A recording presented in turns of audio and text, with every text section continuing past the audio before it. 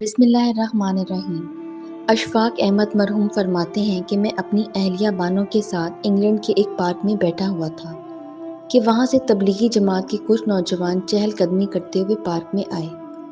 اتنے میں مغرب کا وقت ہوا تو انہوں نے وہیں جماعت شروع کر دی۔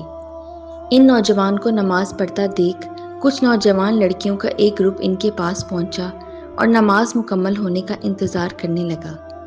میں نے اپنی اہلیہ سے کہا کہ آؤ دیکھتے ہیں کہ ان کے درمیان کیا بات ہوتی ہے۔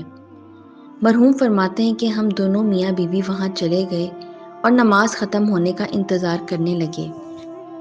نماز ختم ہوتے ہی ان میں سے ایک لڑکی نے آگے بڑھ کر جماعت کرانے والے نوجوان سے پوچھا کہ کیا تمہیں انگلش آتی ہے؟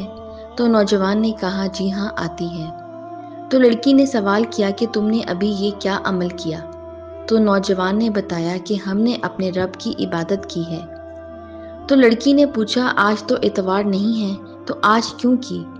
تو نوجوان نے اسے بتایا کہ یہ ہم روز دن میں 5 بار یہ عمل کرتے ہیں۔ تو لڑکی نے حیرت سے پوچھا کہ پھر باقی کام کیسے کرتے ہو تم؟ تو اس نوجوان نے اسے مکمل طریقہ سے پوری بات سمجھائی۔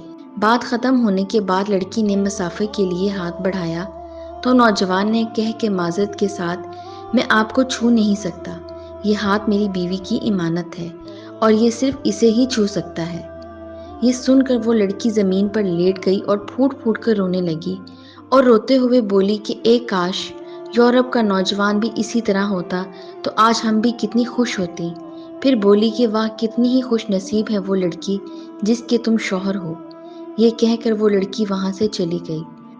اشفاق مرحوم فرماتے ہیں کہ میں نے اپنی اہلیہ سے کہا کہ بانو آج یہ نوجوان اپنے عمل سے وہ تبلیغ کر گیا جو کئی کتابیں لکھنے سے بھی نہیں ہوتی۔ بے شک عزت اور سربلندی اسلام میں ہی ہے۔ میرا جسم میری مرضی کا نعرہ لگانے والی جاؤ یورپ میں عورت کا حال دیکھو اور اللہ کا شکر ادا کرو تم مسلمان پیدا ہوئی ہو۔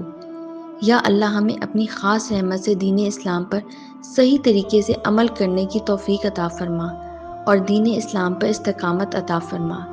آمین ثم آمین یا رب العالمین۔